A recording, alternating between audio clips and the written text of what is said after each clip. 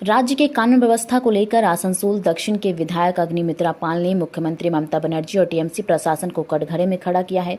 उन्होंने कहा कि आज बंगाल में महिलाएं सुरक्षित नहीं हैं, लड़कियों और महिलाओं के साथ अत्याचार किया जा रहा है, उनका अपहरण किया जा रहा है। ना जाने कितने ऐसे मामले प्रतिदिन हो रहे हैं जिनके बारे में पता भी नहीं चल रहा। विधायक ने कहा कि मुख्यमंत्री कोई जवाब देना होगा तो राज्य में आए दिन इस तरह की घटनाएं क्यों घट रही है और उनका प्रशासन क्या कर रहा है। उन्होंने साफ कहा कि ममता बनर्जी विपक्षी नेत्री के तौर पर जितनी जुझारू थी, मुख्यमंत्री के बनने के बाद प्रशासक के तौर पर वह पूरी तरह से विफल रही है। নমস্কার জানাই এবং ধন্যবাদ জানাই যে এত শর্ট নোটিসে আপনারা আজকে এখানে উপস্থিত হয়েছেন। আসলে চারটি বিষয় নিয়ে আপনাদের কিছু বিষয় নিয়ে অবগত করার ছিল, মেনলি চারটে বিষয়, যে কারণে আজকে আমাদের এই প্রেস কনফারেন্স ডাকা। আপনারা জানেন যে ঠিক কিছুক্ষণ আগে অনারেবল সুপ্রিম কোর্ট আমাদের ওবিসির যে বিষয়টা নিয়ে আজকে হিয়ারিং ছিল, সেখানে হাইকোর্টের যে নির্দেশ বা রায় ছিল তাতে স্থগিতাদেশ দেওয়া হয়েছে। কিন্তু এখানে খুব রাজ্য সরকারের খুব আনন্দিত হওয়ার কোনো বিষয় নেই, যদিও বা আমার হাতে এখনো রায়ের কপি এসে পৌঁছয়নি। কিন্তু আজকে যেভাবে আমরা দেখেছি অ্যাপিজমেন্ট, তুষ্টিকরণের রাজনীতি মমতা ব্যানার্জির এই মা মাটির সরকার, মা মাটি মানুষের সরকার করে এসেছে, এবং যেভাবে 2010 থেকে 2024 প্রায় 118টি গ্রুপ, মেনলি মুসলিম সাবগ্রুপ, খুব চালাকি করে মুখ্যমন্ত্রী মমতা ব্যানার্জি ওবিসি গ্রুপের মধ্যে ঢুকিয়ে দিয়েছিলেন, যার কোনো সার্ভে বলুন বা কোনো রিসার্চ ডেটা বলুন, কোনো কিছু না।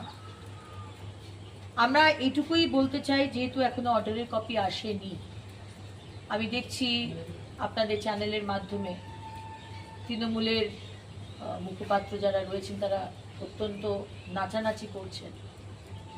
কিন্তু আমাদের যেটা বলার, যে এই যে অ্যাপিজমেন্ট পলিটিক্স যেটা মুখ্যমন্ত্রী মমতা বন্দ্যোপাধ্যায় 2011 থেকে শুরু করেছেন, যেখানে স্বাস্থ্য পরিষেবা নেই, শিক্ষা ভেঙে পড়েছে,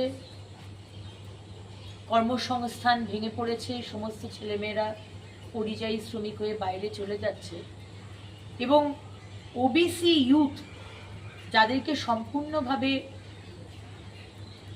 একধারে করে দেওয়া হয়েছে, এই ওবিসি 118টি মুসলিম সাবগ্রুপকে ঢুকিয়ে দিয়ে, আমরা কিছুতেই কিন্তু সেটা হতে দেব না। এই অ্যাপিজমেন্ট পলিটিক্স, তুষ্টিকরণের রাজনীতি মুখ্যমন্ত্রী যেটা করতে নেমেছেন, এটা সেকুলারিজম নয়, এটা ইনজাস্টিস। এবং এখন উনি বাংলা ভাষা এবং বাঙালিকে নিয়ে নতুনভাবে বিভ্রান্তি করার পথে নেমেছেন, রাস্তায় নেমেছেন আজ থেকে বীরভূমে।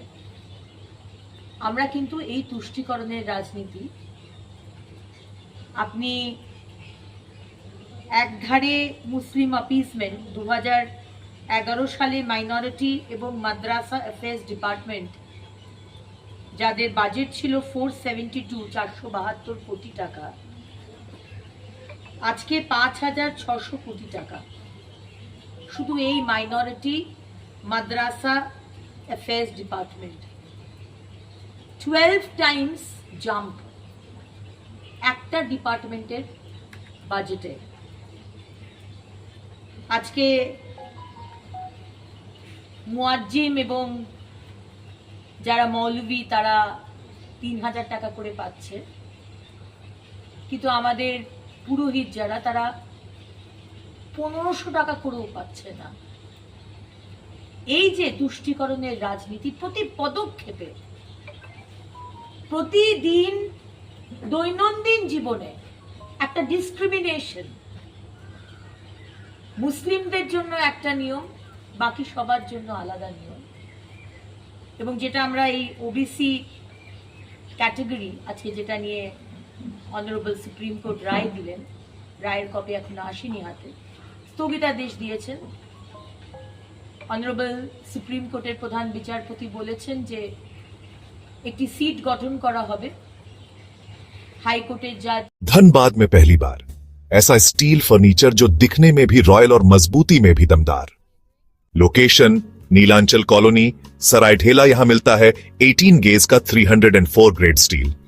सिर्फ नाम का नहीं, असली क्वालिटी का दम। और सबसे बड़ी बात, पीवीडी कोटिंग के साथ 50 साल की गारंटी। मतलब न कलर उड़ेगा, न फर्नीचर पुराना लगेगा। हर प्रोडक्ट कस्टमाइजेबल है। आपका डिजाइन, हमारी मेहनत, सर्विस चार्ज बिल्कुल फ्री। और दाम मार्केट से सस्ता। अलमारी, टेबल, किचन रैक, जो चाहे वो बनेगा आपके स्टाइल में। अभी कॉल करें 8789815488 या 9608676782। Chanchala steel furniture, Nilanchal colony, Saraidhela. एक बार आइए, देखिए, फिर कहीं और जाने का मन नहीं करेगा।